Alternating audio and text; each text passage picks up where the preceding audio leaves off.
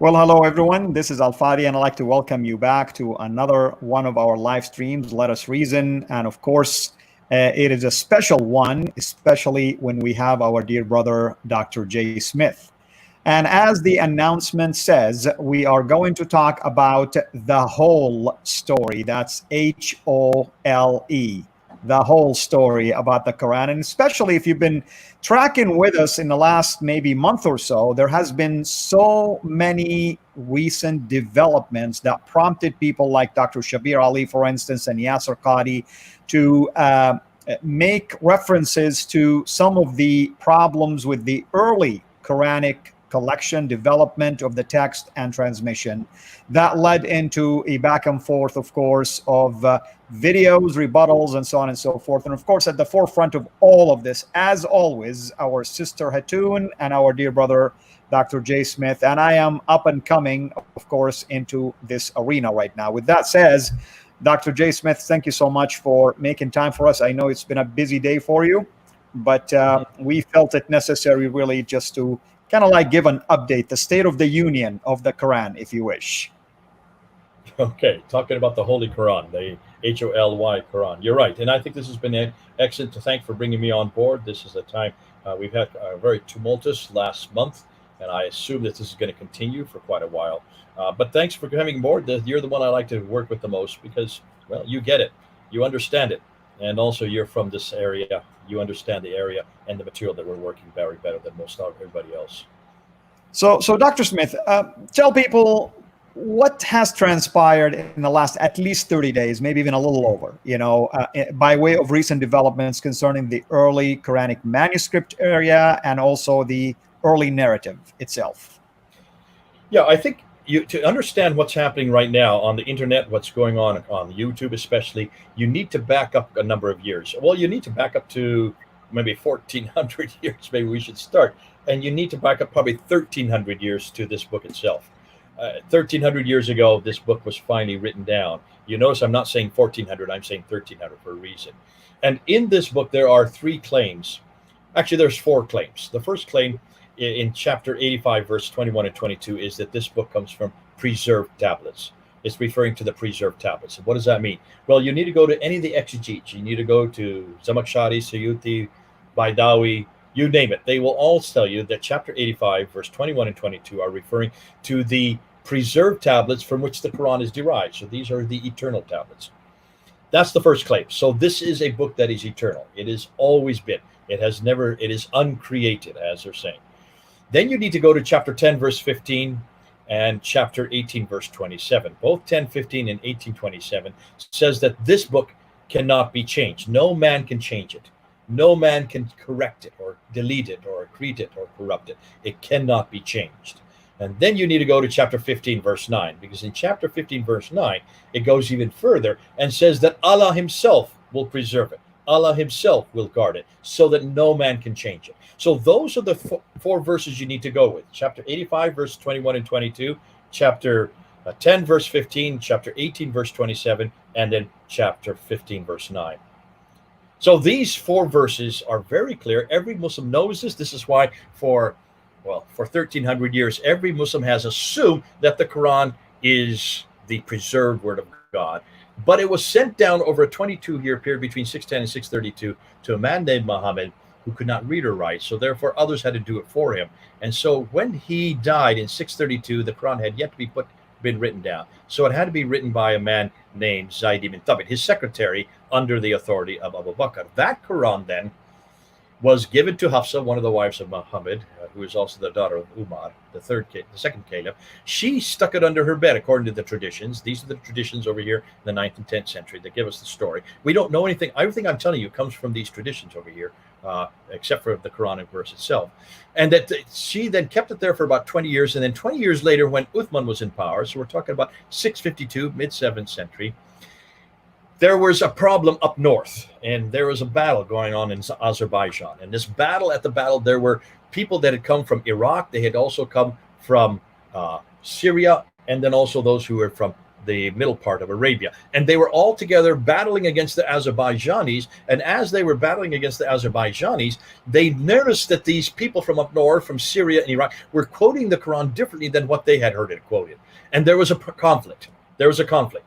How is it you're quoting it different? This is not the way to quote it. This is how you're supposed to quote it. So Hudayfa, this guy named Hudayfa, comes back down to Medina and he confronts Uthman. He says, there are these people in the north from Shams, that's Syria, and Iraq. And they are, let's be careful because they are saying the Quran, they're reciting the Quran differently than the way we do it. Let's write it down in the Uthmanic dialect. Let's write it down in this dialect as the correct Quran. This will be the canonical Quran. And of course, Uthman saw some reason for that. So he gets a hold of Zayd ibn Thabit. Remember the Zayd ibn Thabit, the secretary of Muhammad, who had written that first Quran back in 632. He gets him, tells him to come, and he says, go get that manuscript that you gave to Hafsa. She's got it under her bed. Bring it here to Medina. And I'm going to give you three men. I'm going to give a guy named Isham, a guy named Alas, and a guy named Zubair. The three of you, along with you, that's four of you, are to rewrite the Quran in the Qurayshi dialect, the dialect that it was revealed in. So this Qurayshi dialect is the one that must be in heaven. This is the eternal dialect that's in heaven, right? Are you following that? So that's important. You bring that into this story because I'm just now, everything I'm telling you right now comes from a reference, a hadith that was written by Al-Bukhari over here in the 9th century, around 850 to 870, volume 6, hadith number 509 and hadith number 510. 509 is about the Abu Bakr recension that was given to Hafsa. 510 is about the Uthman recension that was written by Zayd ibn Thabit. And it's this Uthmanic recension, this one written in the Qurayshi dialect, that Zayd ibn Thabit with the other three write in the Qurayshi dialect. And keep repeating that. They then give it to Uthman and he sends it to every major province. Now, the major provinces, there's a huge dispute as to which ones we're talking about. According to most Muslim scholars, according to ones I've heard, he sent it. One was left in Medina. One was sent to Mecca. One was sent to Basra in Iraq, over this side. One was then sent to Baghdad, or Kufa, which is just south of Baghdad. And one was sent to Damascus. So you have 5 cities, 5 different books going to Mecca, Medina, Basra, Baghdad, or Kufa, let's say Kufa, and then Damascus.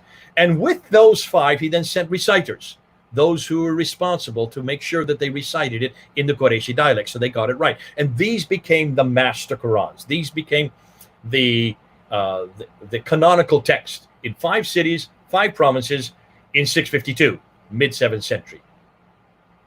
That's as far as you go. Until you come back, you follow the rest of the of what Al-Bukhari says. But that's not all that happens. Once he sends them off, he then takes all the other manuscripts. Now remember, these are not recitations. These are not what people say orally, because you can't take them. You can't collect what people say orally. He took all the other ones, whether they are fragmentary form or in whole manuscripts, and he had them burnt. You burn manuscripts. Are you getting that, Al-Fadi? You do not burn recitations. You don't burn people's tongues. You don't burn people's mouth. You've got to burn a thing that creates carbon. And so it had to be so these were manuscripts that were different. Anything that disagreed with this now canonical text, this Uthmanic text, this Qurayshi text written in a Qurayshi dialect, burn them all, destroyed them all. So proving hopefully that there was only one Quran now. Now there was only one Quran. Now you don't have these other recitations that are coming out of Iraq or coming out of Syria. You're only now gone to this Uthmanic recension in the Qurayshi dialect, sent to 5 cities. Okay, that's 652. What happens next? Well, obviously, as you well know, and this is what the Muslims have been telling us, there were different ways to pronounce. Now, now here's where you can help us out, because you're a native Arab speaker. When you speak Arabic and you read a text as a Saudi Arabian, you will say it differently than someone from, say, Morocco. Am I correct? Or someone from Egypt. Am I correct?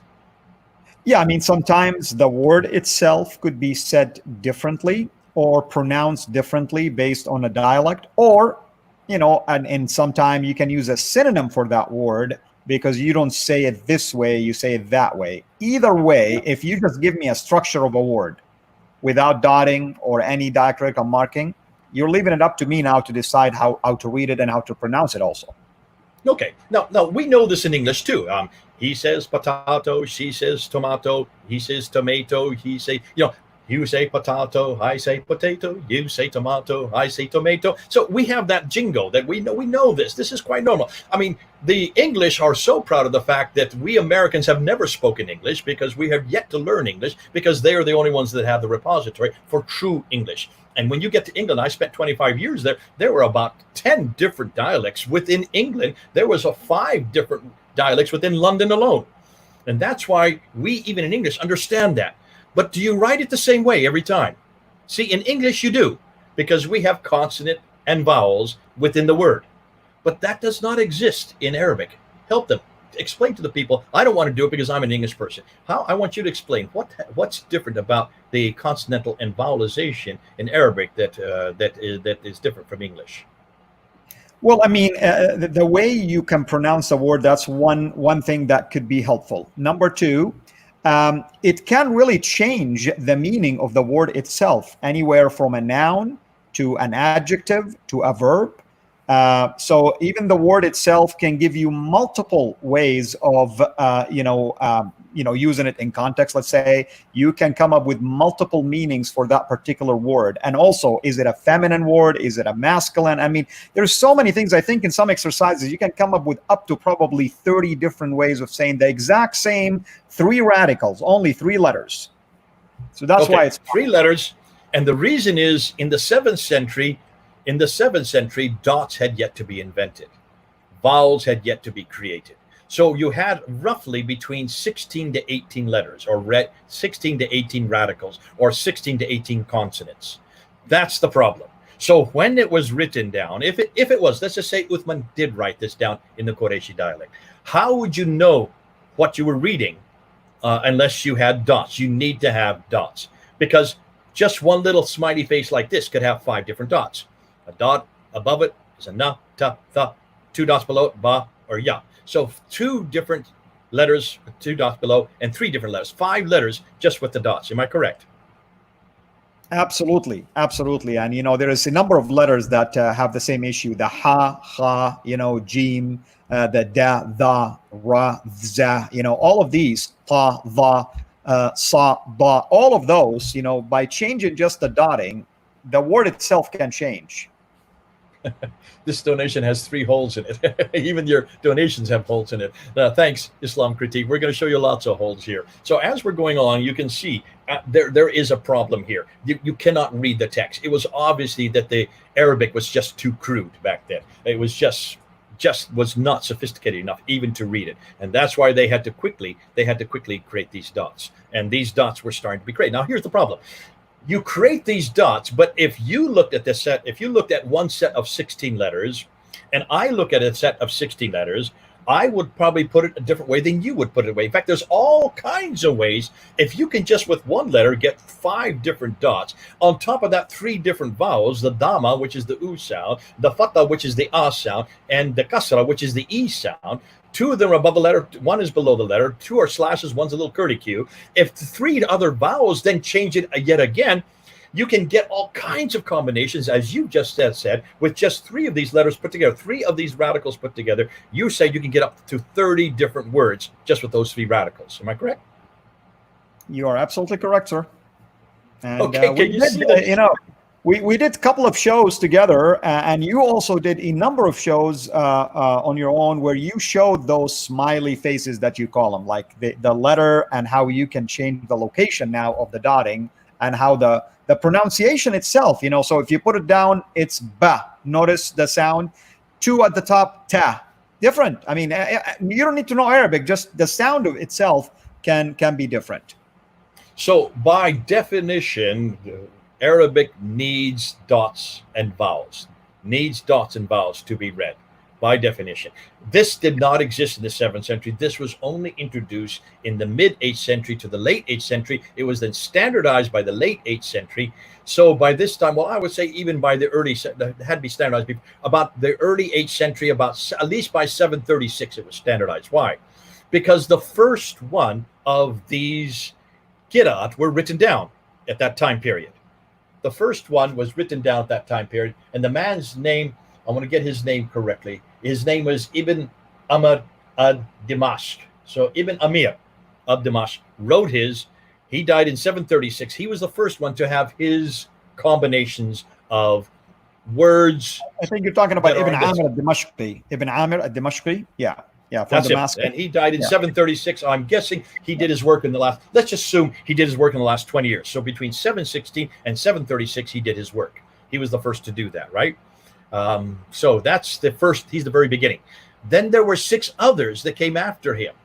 You have in Nafi from Al-Medina, he died in 788, 85. You have an Ibn Kathir from Mecca, he died in 738.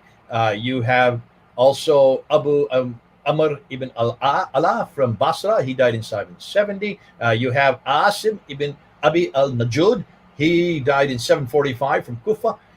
Are you getting this here, the same dates over and over again? You know, 777. I mean, These are all the dates. earliest, absolutely, the earliest date you're going to find is probably Ibn Amir, who is 118, I believe.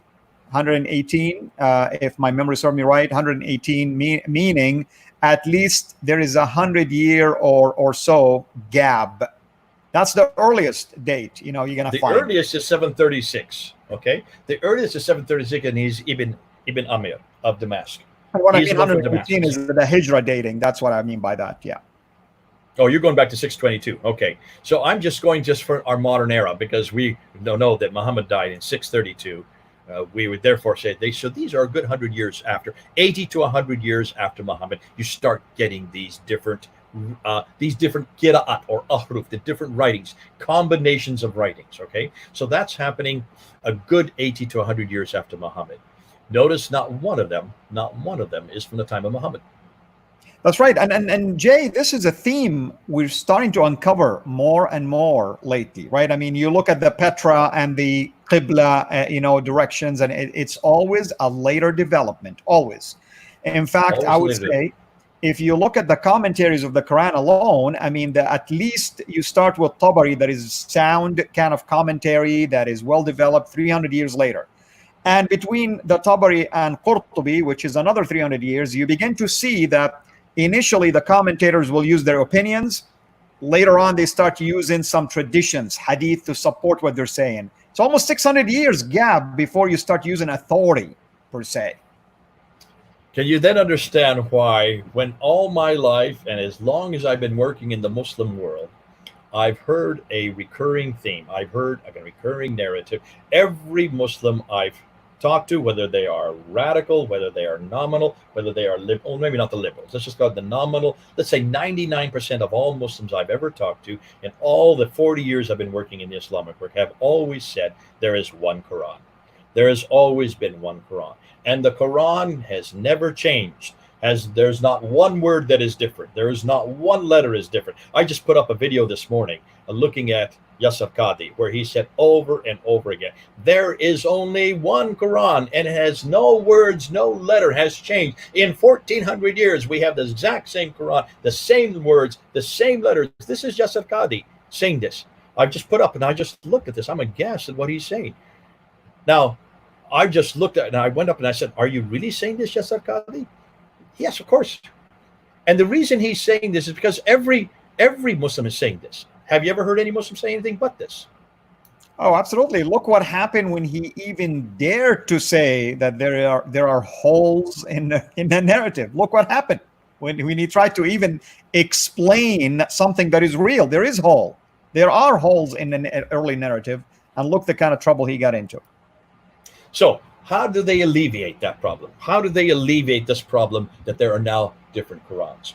Well, what they're saying is, at the time of Muhammad, there were different readings. These were permitted. In fact, there you can see hadith after hadith after hadith that say that Muhammad saw this problem and he went to Jibril and he implored Jibril, please, can you give it to me in other readings? Because there are other people who don't understand the Qurayshi. I understand the Qurayshi, that's my doubt, but there are those who do not understand the Qurayshi. Can you please give it to in other readings? And Jibril assented to that, and yes, I'll give it to other readings, and he gave it to them in 7 readings. And so these are the 7 readings. These are the 7 ahruf that we've heard about, and these are the ones that Yasir Yasir Qadhi is talking about. These are the ones that Shabir Ally has been talking about. The 7 readings that were then given by Jibril to Muhammad. So these were the 7 readings that he okayed during his lifetime. These are known as the Holy Seven, the Holy Seven. But is that the only ones that were finally given as authentic readings? No, of course not. I mean, canonically speaking, we have up to 14. And non-canonically speaking, I would show you that I have documentation to show 40 and 50. That's at least that were documented, if you wish. And you and I know that it wasn't until 300 years later, a man by the name of Abu Bakr ibn Mujahid is the one that decided, even nobody knows how, what method he used to try to determine the so-called 7 readings, and anything outside of that considered to be heretical. Then someone else added 3 more, the Jazri, and then you have 4 more. That's the 14, and that's where it stopped. So the whole thing has holes in it. I mean, any way you look at it.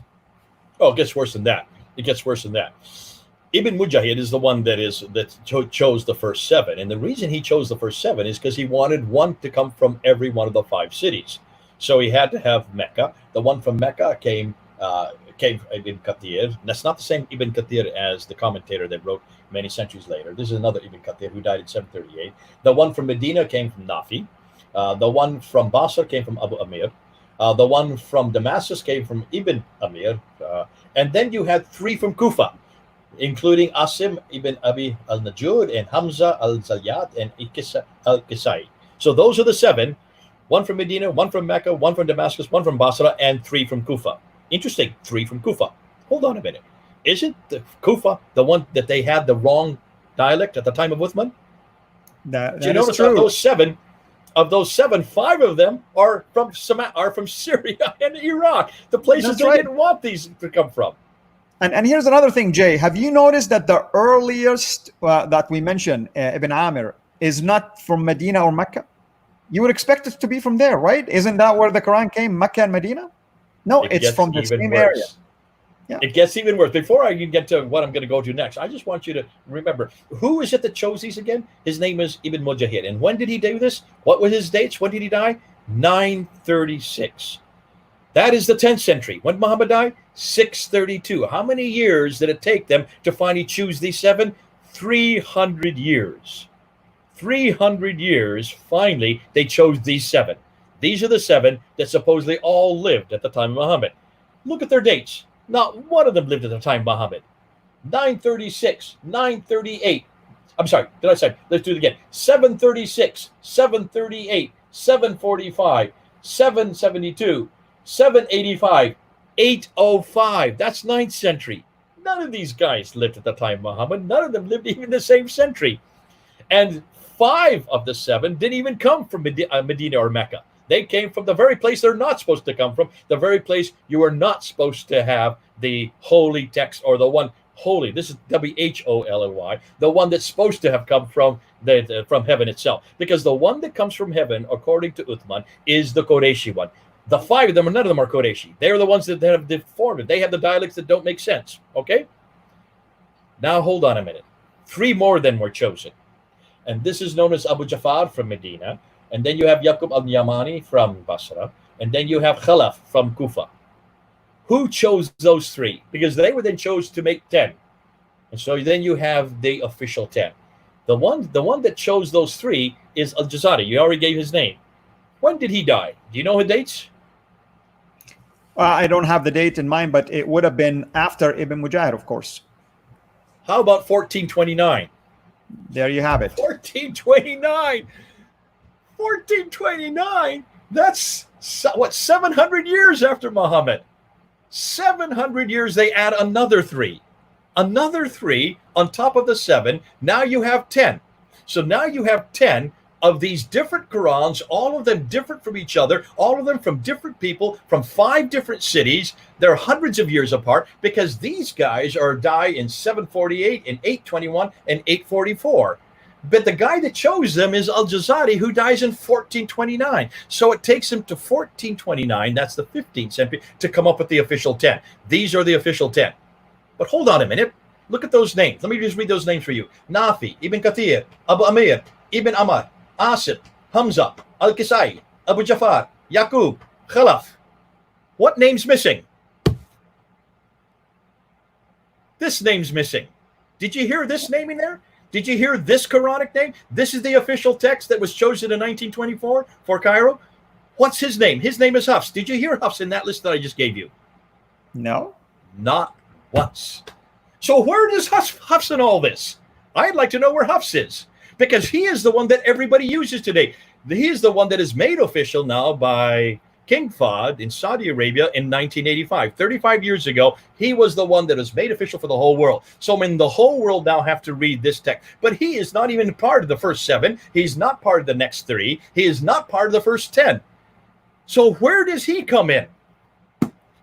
In order to understand that, you want me to keep going here, because I'm just digging a hole even deeper for Islam. No, let me just recap a few things. I mean, I want you to take a breather because you've been working hard. Because yes, I know where you're going now, and it's going to be exciting. So here's what I want. I want to recap for everybody. By the way, thank you to those of you who are giving through the super chat. We are so blessed by your sacrifice.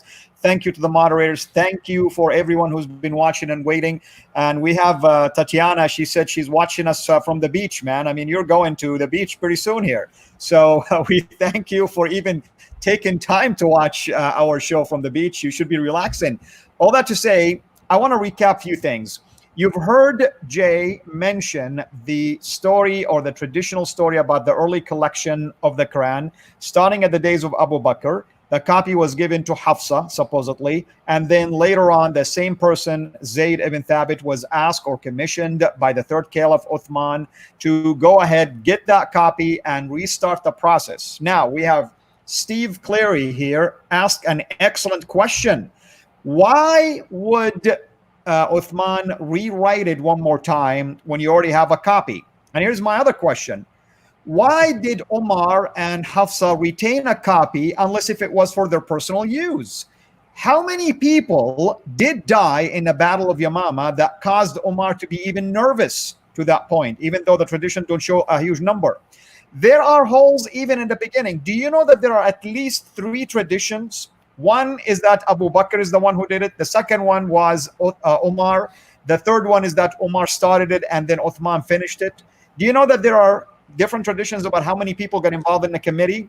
Zayd with 3 others, Zayd with 4 others. You have so many other numbers. You know that you have so many other sources that talk about it. You know, for instance, Ibn Sa'd talks about 1, Al-Tabari, Al-Suyuti, Al-Yaqubi. Which story, which tradition was the correct tradition? Now, more questions. Who gave Uthman the authority to do what he did, to decide which reading, to burn early manuscript, written manuscripts, like you said? We have evidence that the companions of Muhammad, Ubay, for instance, Zayd ibn Thabit, Omar, Ali, Ibn Mas'ud, they have their own readings. Who gave Uthman the authority to destroy those or discount those and use only the ones that he decided? Better yet, who gave Ibn Mujahid 300 years later the authority to decide which 7 he needs to use? And the list can go on and on. You notice what's going on? It's man-made all the way. All the way. Now I want to turn it over to you to talk about Hafs. Okay. And then I want to talk about Shabir Ally, about what he said 2 days ago. Because Shabir Ally is trying to shut down all these criticisms. But he made even more problem 2 days ago with a video he put up in an interview that he should not have done with a fellow from Houston. But anyways, let's go and let's talk about Hafs. So we're talking about Hafs now. We'd like to know where Hafs comes in. Well, folks, Hafs is not part of the original 7. He's not part of the next 3. So by 1429, no one knew about Hafs. Nothing is known about Hafs. So when did Hafs finally get introduced? It looks like after 1429. No one's going to answer us this. This is what we can't find. And Muslims will not come up with what we now know. Because if you were to go up and if you go up on Wikipedia now, if any of you were to go up there tonight and go up to Wikipedia and just ask them and go up there to, I'm just going to go up to Wikipedia and put in Qira'at. Just put the word Qira'at. Look and see how many Qira'at that are listed there. They will have the original 7, and then they'll have the next 3 underneath it. And then over here, they'll have 2 columns. Another 20. Another 20. Who are these 20? Look at the names of those 20, and you will see that for every reader of the 10 official readers, 7 plus 3 equals 10, each one of them had 2 students, or they had transmitters. They weren't necessarily students who actually knew them, because when you look at their dates, you will see that some of them were actually doing their work after the readers were dead. So they couldn't actually know them, but they were the ones who then took what the readers said and they wrote their own Qur'ans, their own derivations, their own Qira, which is different from the readers. Not very good students when you don't even keep to what the reader said. You know what I'm saying? So they wrote other Qur'ans that were even different than the readers. Each one had 2. So 2 times 10 is 20. 20 of them. And these 20, if you come down the list to about the 5th one down, to Asam ibn Abi al-Najud, who died in 745, you have one of his readers is called Hafs. And he died in 796. When did Muhammad die? 632. So 796 to minus 632, do your math real quickly, and you get 144 or 164. So 796 minus 632, you get 164. 164 years after Muhammad, you finally get Hafs writing his Quran. And his Quran is different than all the others. His is nothing like the other the other 29, because if you have 10 readers with each one of them a transmitter, you now have 30 different Qurans, 30 different Qira'ats, 30 different ways of putting dots above and below the lines and putting little curly cues or slashes for the different vowels above and below the lines. 30 different Qira'ats. Now, what Shabir Ally has said and what Yasir Qadhi has said, who cares? You can get as many as you want, but remember, when Muhammad Hijab put his hand out and he asked Yasir Qadhi, which one are you going to write in here? Which one of these 30 are you going to write, is what he was asking. Is it going to be Hafs? Is it going to be Qalun? Is it going to be Al-Duri? I mean, Al-Duri has 2 that he disagrees with himself. Is it going to be Warish? Which one? And what did Yasir Qadhi say? Please don't ask me. Please don't ask me.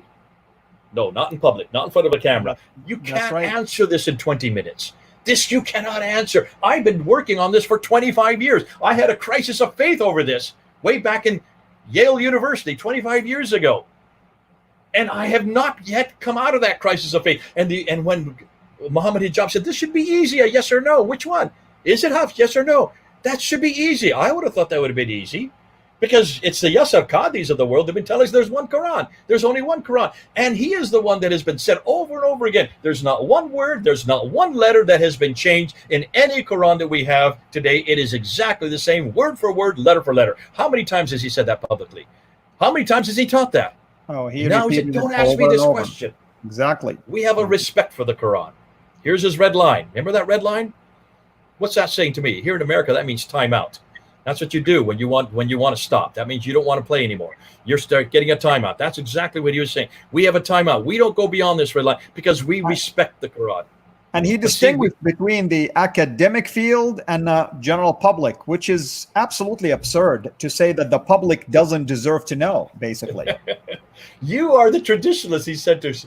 I love this, to Muhammad. You belong to the East. Remember, he even said, you're in the East. You haven't even dealt with these questions that I'm having to deal with over here. I'm having to deal with a whole new set of questions. And these people here, the people I'm having to deal with, they don't have a line. They can ask any question they want. Welcome to the West, folks. Welcome to America. Welcome to Europe. Welcome to the Western world, where we don't have any lines. We don't have any line. You can ask anything you want about this book right here. This is the Bible. This book has been asked every one of these questions. Where do you think historical criticism came from? It came from the Bible. Where do you think redacted criticism came from? Where do you think source criticism? It was all invented on the Bible. These criticisms, historical criticism, all these literary criticisms were all created in the 1800s and the 1900s to attack the Bible. We have been attacked for over 200 years. There is no line. We don't have a line. We don't say that you cannot go beyond this. We do not say you can ask anything you want of the Bible. And everything has been asked of the Bible. That's why I love my Bible. It has passed every criticism. Why do you think today We could teach biblical criticism. We teach redacted criticism. We teach historical criticism. Where do you think the Muslims get all their material from for attacking the Bible? They get it from us. We are the ones that created the whole genre of historical criticism, of literary criticism. It was only created on the Bible, and it's now, for the first time, being applied against the Quran. And this is a simple question, Yasir Qadhi. There is no such thing as a red line in academia. Academia, there are no lines. You can ask any question you want. And if you're going to be at Yale University, you're going to have to answer that question. So how did he answer that question? Muhammad Hijab asked him this. So what did you do? How did you answer it? Yasir Qadhi says, there is only one Quran. The Quran is preserved. The Quran is guarded. The Quran has never, ever been corrupted. He just went into a mantra. The same mantra that he has said since he was yay high to a grasshopper. He just went, we know the I'm sorry, I'm desecrating the word. We know exactly how the Quran is guarded. We know that it is being preserved. We know that it is the same Quran that existed at the time of Uthman, that existed at the time of Muhammad, that existed in those eternal tablets. He just went into this mantra, and that satisfied Muhammad Hijab. Okay, so that's all it is. That's what it is. That didn't answer a thing. You cannot answer that kind of question with a mantra that you memorized since you're a little child. You've got to answer that question. And that's why Shabir Ally is a lot more honest. And that's why I like Dr. Shabir Ally. He is trying desperately to answer that question. He knows that there were many Qurans, but he didn't know this in the 24 years that I have been debating him, 24 years that I have known Shabir Ally, and all the debates we've had. Never once has he said that there was more than one Quran. Never once has he ever admitted to the Qira'at, and the Qira'ats are changed. Never once has he ever said this in public, not to me at least. Not to me. He has always been very clear that there is one Quran, and that all the manuscripts, the exact manuscript that we have, whether it's the Topkapi manuscript or the Ma'il manuscript or the Samarkand manuscript or the Husseini manuscript or the Sana'a manuscript or the Petropolitan manuscript, these 6 major manuscripts, they are all saying the same thing. They are all saying the same thing. He has said that for 24 years until May 19th. Until May 19th. Until 6 weeks ago. It's about 6 weeks now. Just 6 weeks ago, he finally admitted. His sister was right there on the program. Beautiful woman. Safiya. Gorgeous woman. Has a doctorate herself. It's her show. And she asks him, so you have said all these years that there is only one Quran, but now you're saying that there are variations. How do you answer that? And he said, then he starts to answer, and he says, well, yes, we know there are variations. Yes, we know that there are different Qurans. We know that there are different qira'at, that these are different vowels and different consonants. But it doesn't change any doctrine. It doesn't change any belief. It doesn't change any practice. As long as it doesn't change the doctrine, belief, or practice. Now, that's the first time I heard him say that. I've never heard anybody say that. And I've certainly not heard Shabir Ally saying, yes, there are differences, but they don't change any doctrine. Where do you think they got that from, Al-Fadi? Where do you think that comes from? The idea that Shabir mentioned, Yeah. We have... There are variants, but they don't change any doctrine, belief, or practice. Where do you think that comes from? Well, that's the Christian way of thinking. This is what we have been our saying argument. for almost Exactly. 200 years. We've been attacked, and we keep telling him. He's mimicking us. He's show mimicking us. Where it changed the doctrine. Just show us, where it changed the doctrine. He's having to back up. This is called backpedaling. You can see this is called backpedaling. He realizes we've got to, let's see, what can I do? Oh, let's do what the Christians have said. See, the Christians, we have said this clearly because we know that our Bible is not eternal. We know that our Bible was not sent down to one man. We know that Jesus did not write our Bible. We know that Matthew wrote Matthew, Mark wrote Mark, Luke wrote Luke, that Isaiah wrote Isaiah, Jeremiah wrote Jeremiah. We know that Moses wrote the first 5 books. This is these are written by men. We admit they're written by men. They are written with their own style of writing. They write with their own idiomatic expressions. That's why we don't sit there and suggest that these somehow that they're what we have in our hand today exists in heaven. We would never make those kind of claims. And as far as changes, of course there are changes. We know where the changes are. We've always been transparent. Well, I shouldn't say always. I have to admit that there were parts of our history where we did admit these changes.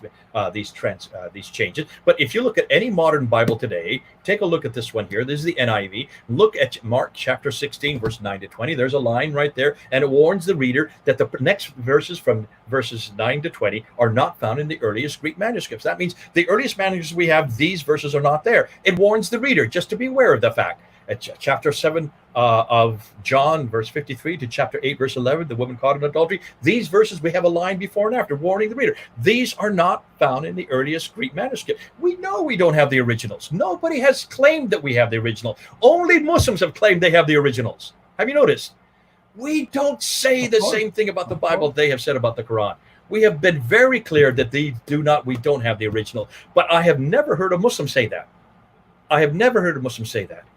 And I'm still hearing Muslims say they have the original, including Shabir Ally and Yasir Qadhi. They're still saying that they can go back to the original.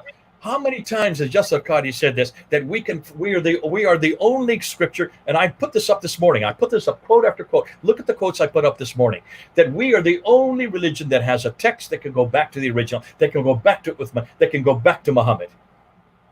Folks, this is the lie of Islam.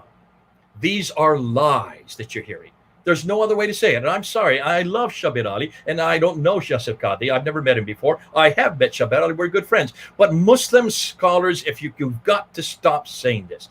There is no original Quran. There is no Quran from the time of Abu Bakr. There is no Quran from the time of Uthman. We haven't even got into that debate yet. That's starting next week. Wait till we start looking at your original manuscript, which you call Uthmanic manuscripts. Every one of them you call Uthmanic. We're going to shut that down after next week. But hold on a minute. That's not for this time. That's not for this live stream. We're still dealing with the Qira'at.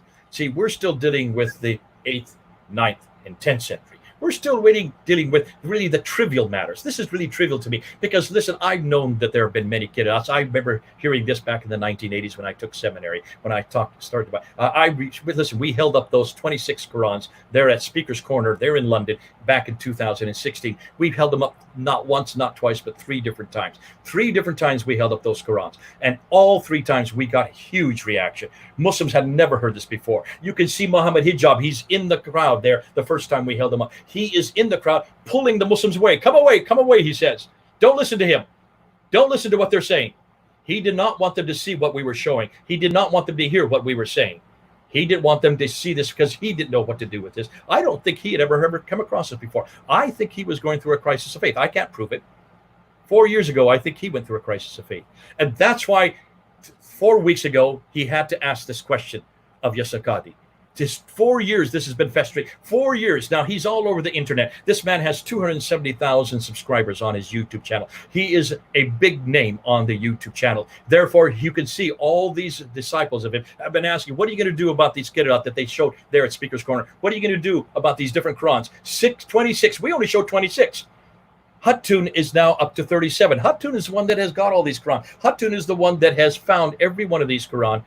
And she has found not just one that is different. Guess what she has found? When just looking at 23 of these 37 that she now has in her possession. Her team, she hasn't done any of this. Don't worry. She doesn't do the work. Listen to Yasir Qadhi and Shabir Ally. We aren't the ones who do the work. We're not the Arab speakers. We let those like Al-Fadi to do all the work. They are the ones that can speak Arabic. This guy right over here. I have to point this way because you're over on this side. It's the Al-Fadis of the world. It's the Arabs and there are many Arabs who are helping us out, but they will not come on camera like Al-Fadi will. It's the Arabs who are looking at these variants, and guess what they have found? Just by looking at 23 of these different Qira'at, they have found 93,236 variants. 93,236 different words, different spellings, differences that are different from this book, from this one. 93,000 differences from this one. This is the standard. This is the canonical book. This is the one that was chosen in 1924 for Cairo. This is the one that was chosen in 1936 for Egypt. This is the one that was chosen in 1985, 35 years ago for the whole world by King Fahd. This is now the canonical Quran. It is even younger than me. I'm older than this book because I'm older than 1985. Can you then understand when you compare this with the other 29? Remember, there's 30 official ones now. When you compare this with the other 29, we have already found 93,000 differences. Who are we? None of us are Muslims. Why haven't Muslims done this? Why hasn't there been one Muslim who has done the work that we're doing? Why hasn't one Muslim come open? Right. Why hasn't one Muslim gone public with this? Why is it that Shabir Ally finally went public with this on May 19th, 2020? That's just 6 weeks ago. Can you see then why we're saying what we're saying? Go ahead, Al-Fadi. No, I agree with you. I mean, there are some Muslims who have a critical mind, who wrote articles, and even some of them wanted to bring this to the forefront. Some lost their life. Some were discredited immediately. Some were called non-Muslims and atheists. I mean, that's the problem that you're faced with. And I think Yasir Qadhi acknowledged the issue that the Western, basically, academia has caught up with the problem already.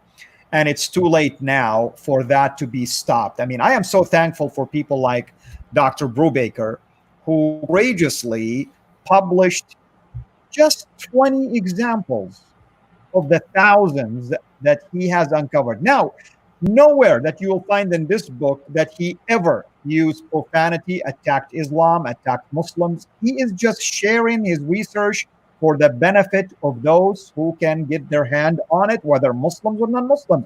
Where do you think this whole push is coming from, Jay? It's coming because of a book like this, because now to be fair, this is not about Qira'at. This is not about Qira'at. Yeah, it's this about correction. Is much more damning than Qira'at. This is much more damning than Qira'at. This is about the Razm text. We have yet to get into that. Muslims, you have no idea what's coming yet. And remember, Yasir Qadhi says that these Qira'at differences, these Qira'at variants, caused him a crisis of faith 25 years ago when he was there in Yale University. He has no idea what's yet to hit him. Shabir Ally has been striving, bless his heart. He's been putting up video after video. 2 days ago, he put up a 2-hour video. You need to go see it, Al-Fadi. I went and was given it, shown it, and it was an interview with this fellow who has his own show. His name is Kenny Bomer. Don't know who he is. He's from Houston. He's not really important. He doesn't know his Arabic, but Shabir Ally does know his Arabic. And Shabir Ally was asked this question about this preservation, and he went up there and he went for I just watched the first hour. I'm going to do in the second hour next. He just looked, and just the first hour, he made admission after admission after admission. He talked about how that the words, not only are there different words between these, but they're the reason they're different is because they're synonyms, and therefore so these are synonyms because when so-and-so heard it being said this way, he heard another person saying this way. Yeah, that's a synonym. You can write it that way. So he's trying to come up with excuse after excuse. He talked about how that there are variants, that there are additions that have been added to certain manuscripts. And the reason the additions there is because they wanted to explain the situation to the people better. So that's why the additions are added later on. He's talking about letter changes. He's talking about how verses are completely changed around. So one is saying this way and the other way it's saying it this way. When you stop and think, it says, hold on a minute. I thought this was preserved completely. I thought this was guarded by Allah. I thought that this is already existing for eternality. This has always existed eternally up in heaven. How can you have different word changes? How can you have different sentence changes? How can you have synonyms that are brought in? How can you have, and then he talks about 2 other Qur'ans. He talks about Ibn Masud's Qur'an, and he talks about Ubay ibn Ka'b's Qur'an, and how that they were slightly different than the Uthmani Qur'an.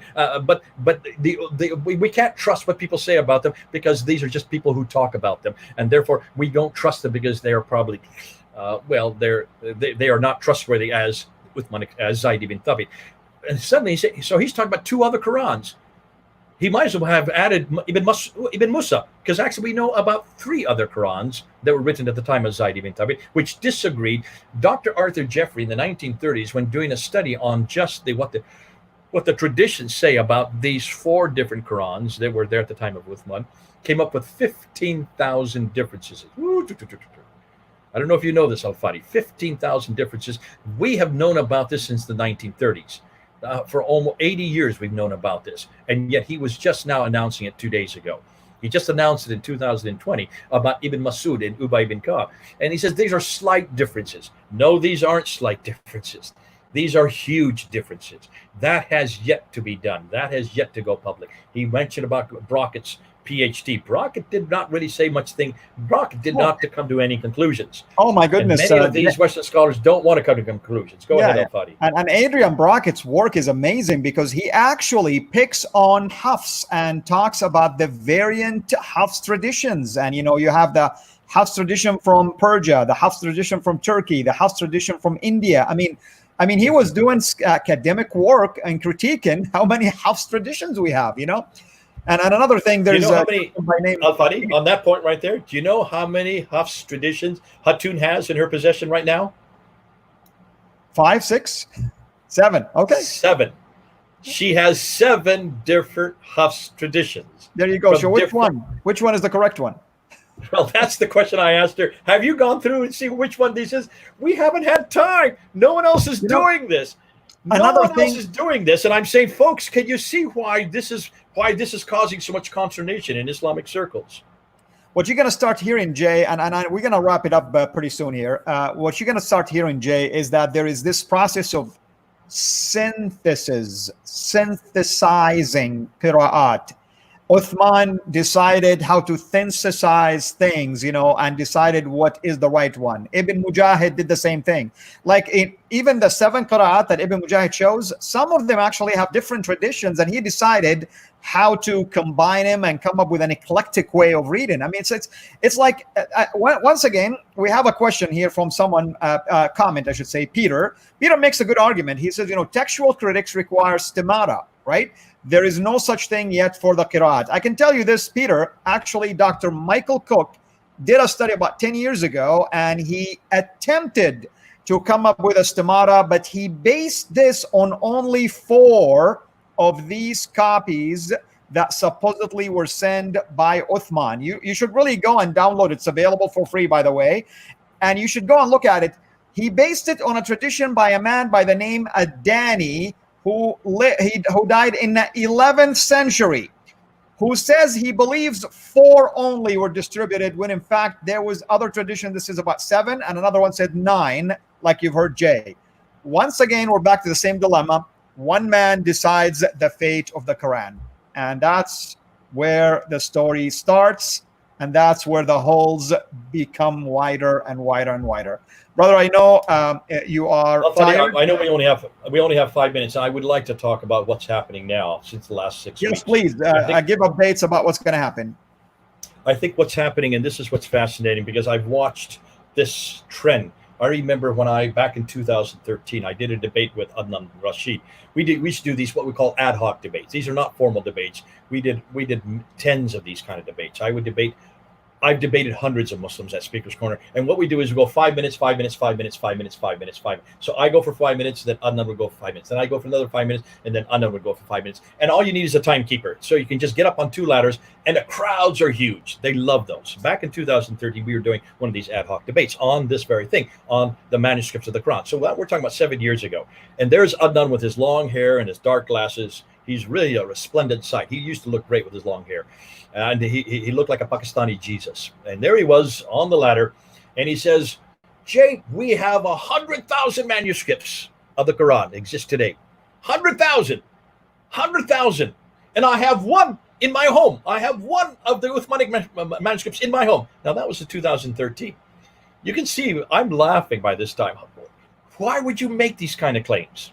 Why would you make these kind of claims? But see, he could claim that because nobody had really studied these manuscripts. Back in 2013, we didn't have access to these. We didn't have access to Al-Kulich's study, nor did we have access to Ekmel and Sanlu's study.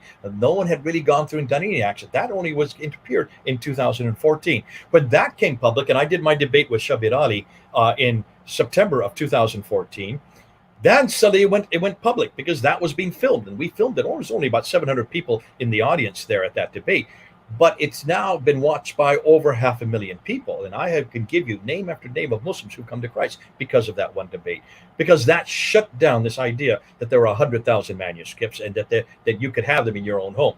By 2014, Adnan Rashid no longer said 100,000. Then he brought it down to 6. Then they talked about the 6 major manuscripts and possibly another 4 more.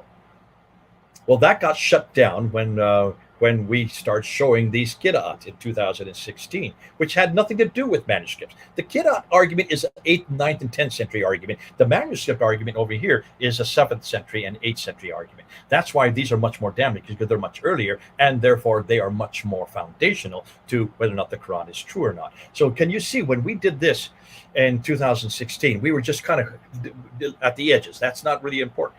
What was fascinating is that they started coming back to the Topkapi manuscript as the authentic manuscript.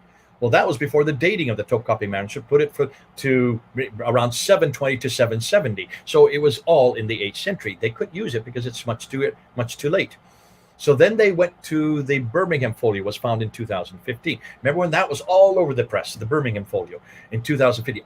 This is the Quran. This is finally the Quran, because it goes from 568 to 645. Muhammad was born in 570, died in 632. So it covers the life of Muhammad. What they didn't realize that if you go to the last date, the final date, 645, that's still 7 years before Uthman. So how can you have a Quran that's 7 years before Uthman? But more than that, it's only 33 verses. It's only 2 folios. It's not an entire Quran. It's just 33 verses. There's 6,236 verses in the Quran. If you'll just look at those 3 surahs that it covers, 18, 19, and 20, there's 340 verses in those 3 surahs. This is only 33 out of 340 verses. So it's just a small bit of it. But more than that, look at what's in the Birmingham folio. It's the story of the 7 sleepers of Ephesus. It's the story of Mary and Jesus. Mary, sorry. It's a story from 145 AD, and it's also the story of Moses from 1400 BC. All 3 of those stories, James the Lesser, also the stories of Ephesus, these were written, the story of Moses was written in 1400 BC. The other one of James the Lesser was written in 145 AD, and the one of the seven of Ephesus were written in 500 AD. These all predate Islam, these all predate Muhammad, and they all predate the Quran. So is it no wonder that they have found these stories written in Arabic that are pre-Islamic? Did you notice? These are not at all Quranic, in the sense that they are not part of the same, they're not even in the same form that's in the Quran. So these are pre-Islamic, pre-Quranic. But even that, if you're going to use radiocarbon dating, then you need to go to your manuscript, the Sana'a manuscript. And you need to go to the datings that have been done by the 4 labs in Europe. The Zurich lab in Switzerland, the Lyon lab in France. You need to go to the Kiel lab in Germany, and you need to go to the Oxford lab and look at the dates they have put for your Sana manuscript. Your Sana manuscript and those 4 labs have dated the Sana manuscript from 390 to 550. 390 to 550. That means the Sana manuscript predates Muhammad, predates Islam, and predates the Quran by anywhere from 80 to 101 years. We found the Q document. You can't have it both ways. You can't go and hang everything on 2 folios that come from the time of Muhammad and say this is proof now the Quran exists at the time of Muhammad, and at the same time say, but we don't want to listen about the Sana'a manuscript, which predates Islam and predates the Quran by anywhere from 80 to 101 years. You can't do it both ways. Either you're going to go with radiocarbon dating or you don't go with radiocarbon dating. Remember, radiocarbon dating is inexact. It only measures when the animal dies, and then it measures the depreciation of the radiocarbon from radiocarbon 60 to nitrogen 60, which has a half-life of 5,000 years. That's why it's so inexact, and that's why you don't go with radiocarbon dating. But you need to go and ask, what is it we do now know about the manuscripts we do have? I don't want to get into that, but what is Shabir Ally now doing? What is Yasir Qadhi now doing? Have you noticed Shabir Ally is being the more honest? Yasir Qadhi is just basically yelling at us and calling us names and using all kinds of ad hominem. How dare we question him? And then he's trying to censor David Wood and trying to get him off the internet and trying to strike him, throw strikes at him for even using his video. That's not the way you do it in the 21st century. That's not fair use, by the way, for fair use. They have to fair use, because otherwise I could just quote anything I want from Yasir Qadhi. I would rather put his video of him saying what he's saying so that I don't misquote him. That's why we do that. We put them up there so we don't misquote the people that we're confronting. But here's what's fascinating. 2 days ago, Shabir Ally then made quite a few announcements that I think are substantial. And what I call it is he's changing the goalposts now. This is changing the goalpost. There's moving the goalpost. From 100,000 manuscripts, it's now come down to 6 manuscripts. From 6 manuscripts, it's now come down to the Birmingham folio. And according to Adnan Rashid, the Husseini manuscript. He should have never chosen the Husseini manuscript. I'll tell you why next week, not now. So now it's really come down to just 2 folios written at the time of Muhammad's life. That's it. From 100,000 manuscripts, full manuscripts, it's come down to 33 verses. That's all they've got. And the only reason they've got that is because they have radiocarbon dating. What's fascinating, look and see what the scholars are saying about that radiocarbon dating. I put that all up. That's all going next week, so I want to do on that. What Shabir Ally has done now is he's saying, okay, so we now know there are differences. Okay. He hasn't yet put the dates on them. We're going to do that this weekend. I'm going to put the dates all up there so you can see the dates of when the 7 came, when the 3 came, and then when the next 20 came. So 7 plus 3 plus 20 equals 30. You have to see the dates on a timeline to see why this is so damaging. Nonetheless, once he's seen that, and he has seen that, he is now saying, okay, so there are variants, but they're very few. And they don't change any doctrine, they don't change any belief, and they don't change any practice. That's already a huge admission. That's really saying, really, then the Qur'an's nothing more. It's just like the Bible. But see, the Bible, we never made these claims. You're making the claims that it's eternal. You're making the claims that it is unfettered by human hands. You're making the claims that your God protects it and does not allow any miscorrections, that he keeps it from being incorrected. That's your claims. That's your Quran that's made these claims. Now you're saying, okay, there are claims, but they don't change any doctrine, they don't change any practice, they don't change any belief. That's not good enough, because now he's saying, oh, okay, there are different words and there are different word formations, and actually there are different ways of saying it so that you can help help the reader understand. What he is saying all the way through is, this is human manipulation. This is human intervention. This is exactly what the Quran is not supposed to be doing. You're not supposed to have any human corrections. You're not supposed to have any interventions. You're not supposed to have any later corruptions. I don't care what year it is. If Allah is guarding it, if Allah is preserving it, then how can you have anybody, according to Shabir Ally, change it to help people understand it better? Use a synonym to help them understand it in their dialect. How can this happen with any word of God that is guarded by him? Can you see he's now moving the goalposts little by little and much more quickly because of the last 6 weeks? How many Muslims who are listening to me right now, how many Muslims, I see there's about 460 who are watching live right now. Of the 460 that are watching me, how many of you now agree with what Shabir Ally is saying? Are you willing to now say publicly that the Quran has been changed, and it has been changed at a much later date? Because these dates are not at the time of Muhammad. These dates are the 8th, the 9th, and the 10th century up until the 15th century. Are you willing to say that the changes still continue up until the 15th century? Are you willing to say that now?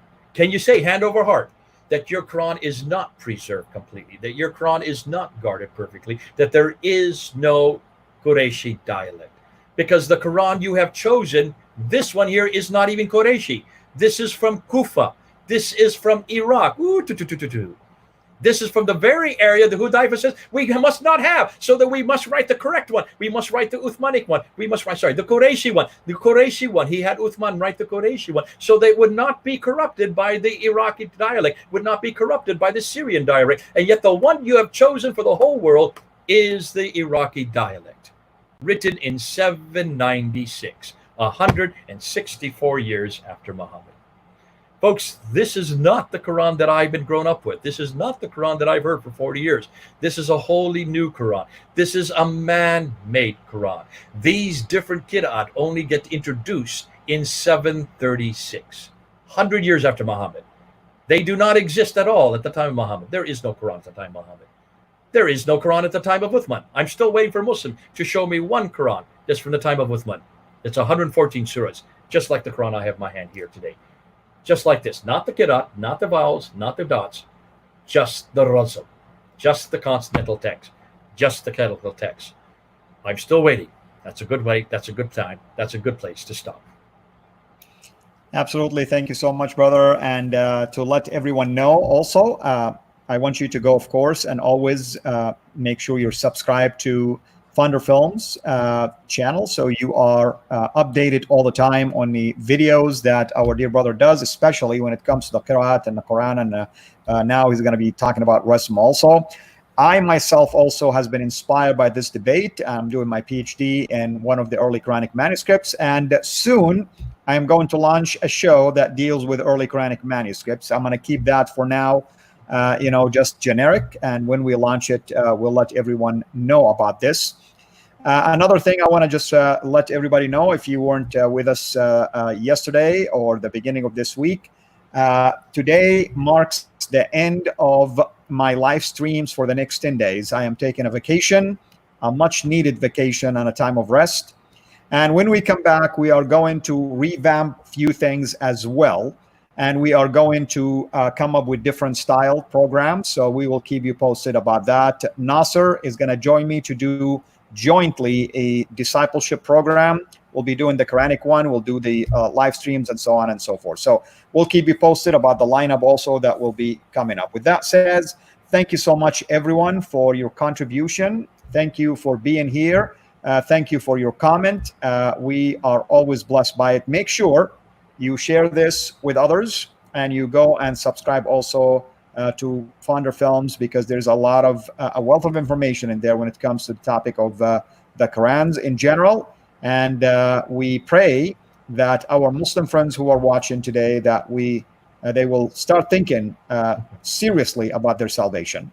Thank you, brother. I appreciate you as always. Thank you, everyone. God bless. Take care, and we will see you soon. Bye-bye now.